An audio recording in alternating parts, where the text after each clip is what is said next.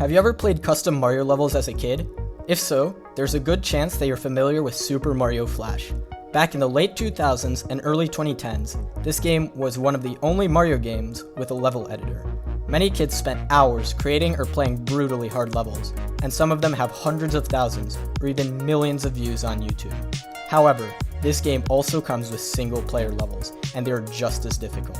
Very few players have ever completed all 10 levels, and only the most elite have risen to the top and claimed the world record. This is the story of those players. Welcome to Super Mario Flash, any percent glitchless.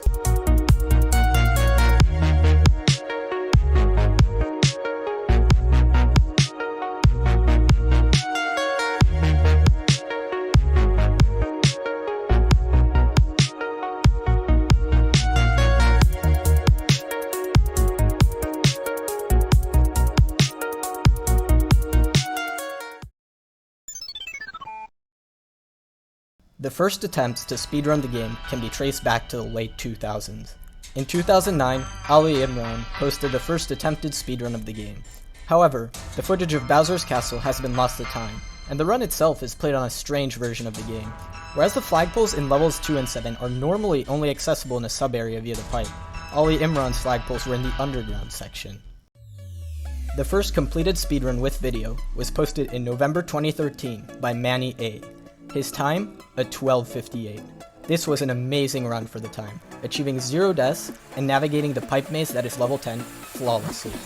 Years before anyone else completed a speedrun, Manny had already set the bar extremely high. Even though the run had some obvious imperfections, it would stand for 2 years. In 2015, Zelda Level Maker would post a segmented run clocking in around 11:40. Due to Bandicam's restrictions, he was unable to record more than 10 minutes of continuous footage, forcing him to segment the run. The run itself used a different approach from Manny. Level Maker lost time from 3 big deaths and grabbing lots of mushrooms after taking damage. His approach to routing was also very different. Instead of using the Fire Flower to clear out enemies, he would repeatedly grab mushrooms. Whenever he took damage, which was often, he would pick up another power-up for safety. The way he made up for these mistakes was with much cleaner movement. And it's in Zelda Level Maker's run that we can see the seeds of modern SMF speedrunning. The next time someone would attempt a speedrun of Super Mario Flash would be in March 2017. The player's name? Castier. This was the first modern speedrun of the game, and the first record submitted to speedrun.com. Since this run was a benchmark for all those who would follow, it's worth analyzing it in detail. Timing in Super Mario Flash begins on character select. While both Mario and Luigi control the same, players who use Mario have a slight advantage because Mario is the objectively better character. In his run, Castier wisely selected Mario and immediately entered level 1. Unlike all previous runs, Castier finally used the shortcut pipe in level 1, which saved him several seconds. After going through the pipe, there's a tricky section where you have to do 3 jumps over a large gap. Castier slowed down and opted to take this section safe. He also slowed down for the piranha plants right before the flagpole. Next up is level 2. The main element in this level are the 3 sets of vertical moving platforms that you have to navigate in order to complete the level. Castier got the earliest known cycle at the time for each and didn't lose any time here. He also picked up a mushroom in this level. After an accidental damage boost from these Koopas, he picked up a second one and entered level 3 as Big Mario. Level 3 features a difficult piranha jump at the start, along with some horizontal moving platforms that you have to wait for. Castier opted to use his mushroom to damage boost past the piranha, and use some Koopa jumps at the end of the level to skip part of the slow platform rides. Level 4 is a fairly straightforward level, and it has no major obstacles. Castier picked up fire right at the start of the level and used it to power through all the enemies almost without stopping. After completing level 4, Mario enters the first castle. In this level, the player must defeat Bowser by breaking the axe at the end of the level. Castier took damage right at the start of the level, which forced him to slow down and pick up another mushroom. He also jumped on the moving platforms midway through the level, which cost him some additional time.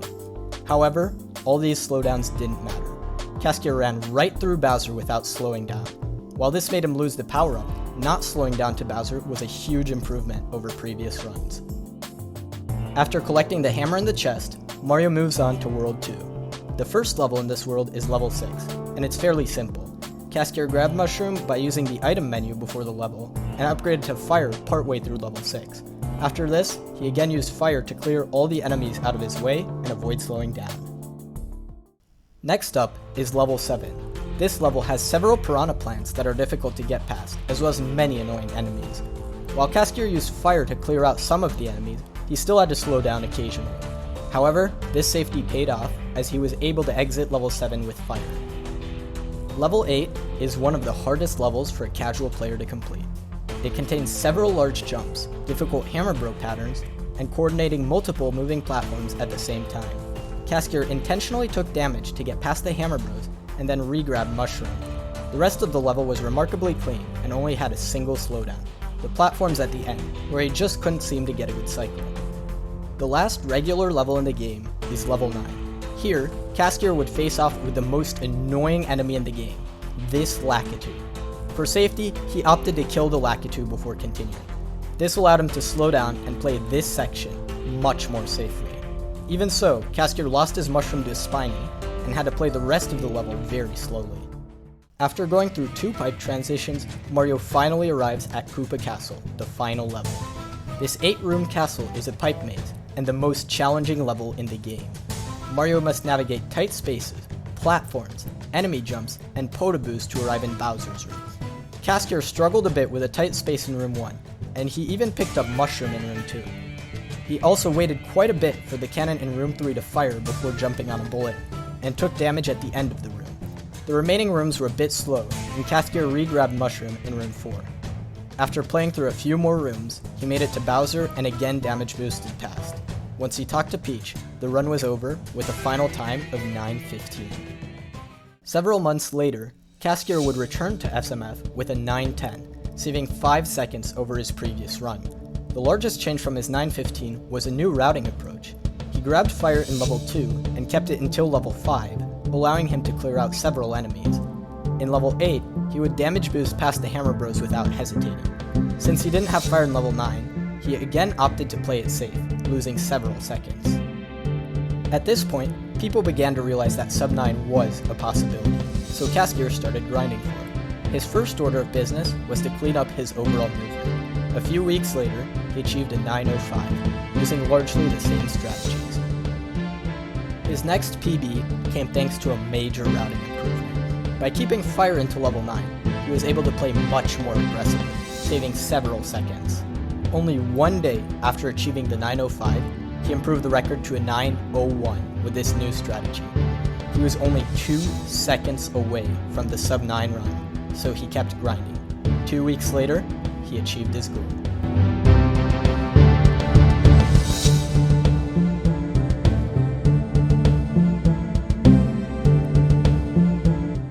By refining his movement, Caskier had achieved a sub 9-minute run, an incredible milestone. Thanks to his dedication, the world record was pushed much further than many thought possible. He was far ahead of everyone else, and after he retired from SMF, it seemed that this run would stand for years. 4 months later, enter AFNanon136, and his camera. At the time of Caskier's 8:59, he had a second place 9:24. Over the span of a few months, he had improved his time to the point where he could challenge the 8:59. He used a slightly different route than Caskier, grabbing Fire in level 2 instead of level 1 to save a bit of time. However, most of his time save comes from small optimization. Not bouncing on the bullets at the end of level 6 means he doesn't slow down as much. He also had much cleaner pipe jumps in level 7, and ran through the level 8 Hammer Bros instead of waiting. Thanks to all of these small time saves, he would achieve an 8:55 in May of 2018. A few weeks later, he would improve his time by 1 second, thanks again to small optimizations. By May 2018, the record had fallen to an 8:54, but now the category would enter another period of inactivity. In November of 2018, a veteran of the game would explode onto the any% glitchless scene, completely changing the landscape. His name was L2000. He was mainly interested in the glitch categories, achieving a 755 in any%, and he would go on to hold every single glitched IL record for years. He would adopt a completely different route from Nanon and Caskier. He played most of the game as Small Mario, only grabbing power-ups for the Bowser damage boosts in level 5 and level 10, and a plant damage boost in level 9. While he couldn't clear out enemies, he also didn't have to slow down to grab power-ups, which saved a bit of time. However, L2000's strongest asset was his movement. It was on another level, way above any other runner of the game. For example, he would go for frame-perfect jumps to clear large gaps in level 1 and level 10, saving a second each time. While you only have a 26th of a second to time the jump, he was willing to go for any time save to improve the record. His first glitchless run, completed in November 2018, was in 8:44, beating the world record by 10 seconds. This was the largest improvement in years, but L2000 was far from done. A week later, he would break through again, this time with an 8:37. He started going for elevator skip in level 2, an extremely difficult trick that allows you to catch an earlier platform cycle, saving 0.3 seconds. By now, sub 830 was in everyone's mind, but it seemed just out of reach. 2 weeks later, he would achieve an 8:34, largely thanks to an improvement in level 1. In this level, he went for the IL strat, which requires 3 frame-perfect jumps in a row, saving a second overall. Despite this new time save, sub 830 still seemed nearly impossible. But then, L2000 adopted a major routing improvement. The fundamental trade-off for SMF routing had always been as follows. You could either slow down to grab a power-up and then save time from enemy kills, or you could play as Small Mario but lose time to slowing down for certain enemies. However, the community found a way to break this trade-off. You can grab this mushroom in level 3 while waiting for the platform to come back left, which allows you the benefits of grabbing a mushroom without the time loss of picking one up. On Christmas Eve 2018, L2000 would capitalize on this new route, achieving an 8:31, just 2 seconds away from the legendary sub 830. Surely a time of such magnitude would require months of grinding, right?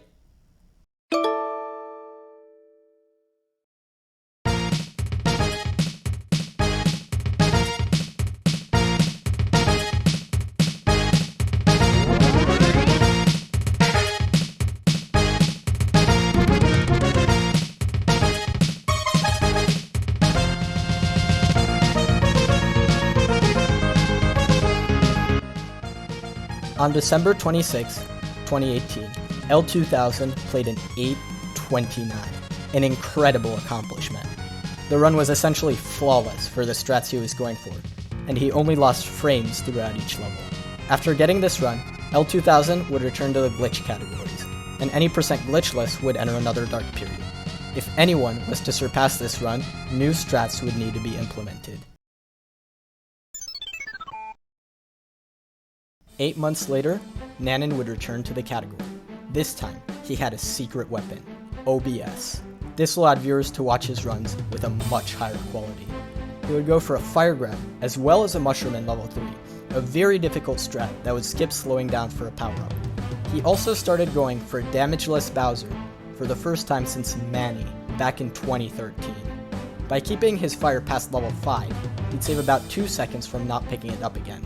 And by playing level 10 Bowser as Small Mario, he wouldn't need to pick up another power-up.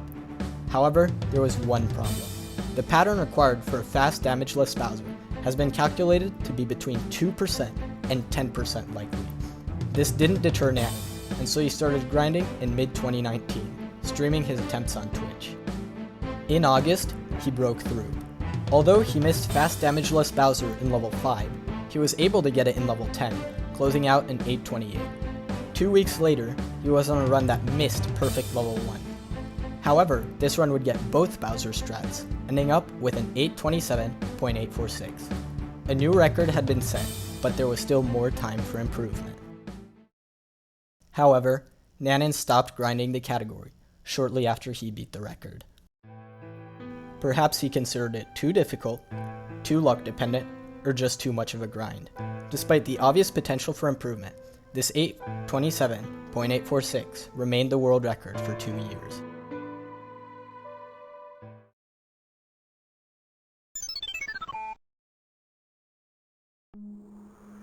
However, the story isn't over yet. While making the first world record progression for this game, Riley decided to take a closer look at Ali Imran's run from the beginning of the video. Remember how it had underground flagpoles in levels 2 and 7? Well, it turns out that Ali Imran played on version 2.5 of the game, and one of the main changes were the underground flagpoles. This meant that any run performed on version 2.5 would save 12 seconds, the largest time save in SMF speedrunning history. The best part, this time save was completely free, since it required no additional movement. At this point, Riley had been playing the game for 2 years, and they finally had a realistic shot at the record. It was time to go all out. They quickly achieved an 8:34, but then hit a wall. They decided to take 2 weeks off from runs in order to practice some more difficult sections. The day after they came back, this happened. Calm. It's not over yet. Yes! Oh, wait a second. Is that record? There's no way that's record. There's no way. Yeah, it's not. Okay. Yes! Sub 830! Oh, a first day back! While this run wasn't quite record, they were almost there, and the run could happen any day now. What nobody expected was that any day meant tomorrow. That's world record. Oh my gosh, let's go, dude. I cannot believe it. I cannot believe it. 2 days, 2 big days, 8:26, world record! Let's go, dude. After coming back to runs, Riley had gotten 2 PBs in 2 days, and had broken the world record after 2 years of the game seeming dead. However, they wanted to push the time even lower. Was a sub 820 possible? Riley started going for a much harder route in level 10. Instead of grabbing Mushroom in room 2, they would attempt to run under the Hammer Bros in room 3, and then make it past the Fire Bar's damage list. This strategy only works if the Hammer Bros are feeling nice, which introduced an element of luck back into the run. On August 30th, 2021, they achieved an 8:23.1 using this new strategy. However, Riley wasn't the only person grinding the game around this time. Another player called Dexter had gotten very close to the world record, getting a sub 820 pace that died to final Bowser.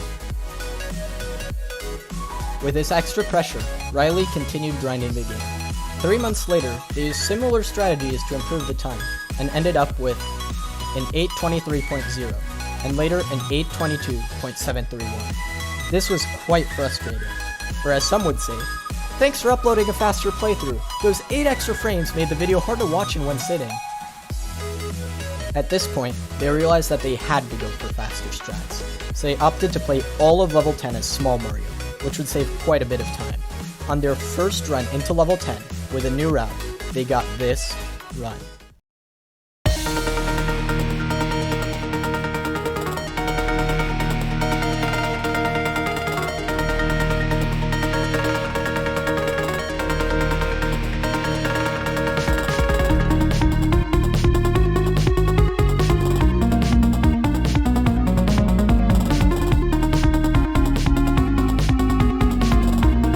In May, they would get an even more impressive run.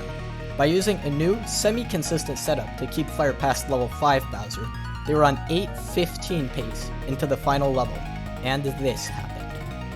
However, this would be the last hurrah of Riley's era of uncontested dominance, as 2 important events would take place around this time. In February of 2022, a new player named Upeli joined the Super Mario Flash Discord. After a few months, Upeli would start glitchless runs, and took the world record down to an 8:16 in mid-June. The second major event was that Riley broke their arm.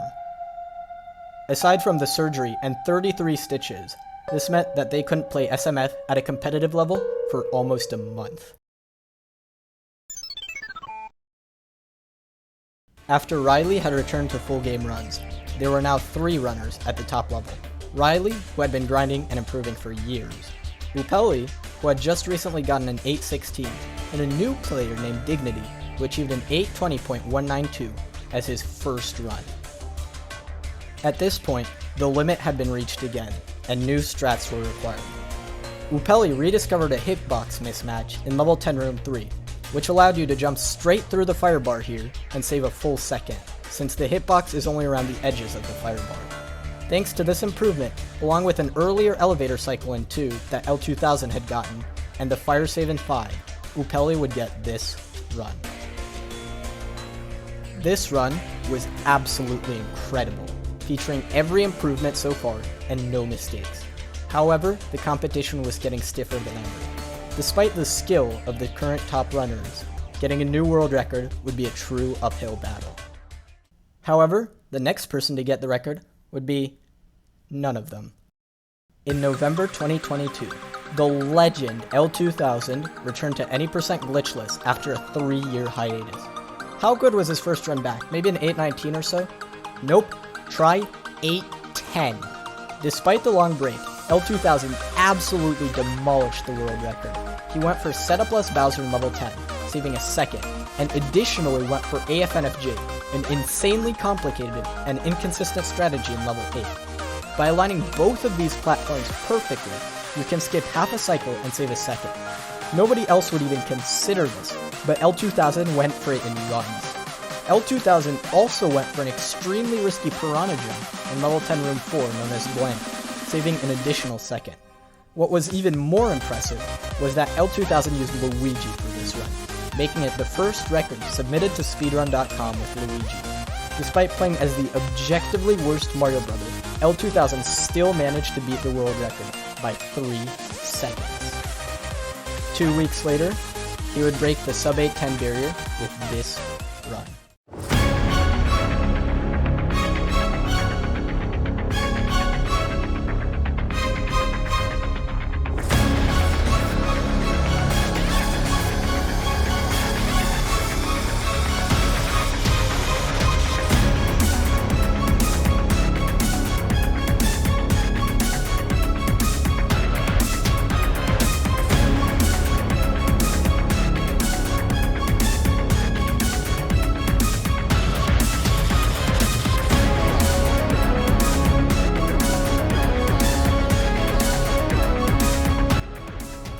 This time, L2000 played perfectly like last time, and added in setup-less level 5 Bowser. At this point, he was so far ahead of everyone else that the community started calling him the Human Task, and this is where the world record stands today. So, what's left after this insanity? Well, it turns out L2000 is going for every single strat in the task, except for one. Ever since L2000's 831, players had been picking up power-ups in level 3, since you can do so while waiting for the platforms. However, if you grab the item box mushroom before level 1, and do an insanely difficult power-up grab turn back combo in level 2, you can save 1 more second. That's all of the time saved left. So, who will get the 807 then? Well, the community is as active as ever, and both L2000 and Riley are still grinding. While we don't know what strats L2000 is currently going for, we know Riley decided to implement the new route and is going for an 807. The future of SMF is uncertain but bright.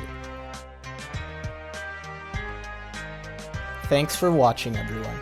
If you enjoyed this video, please give it a like and subscribe to my channel, as it really helps the channel grow. Additionally, if you could follow me on Twitch, that would mean a lot to me. Thanks!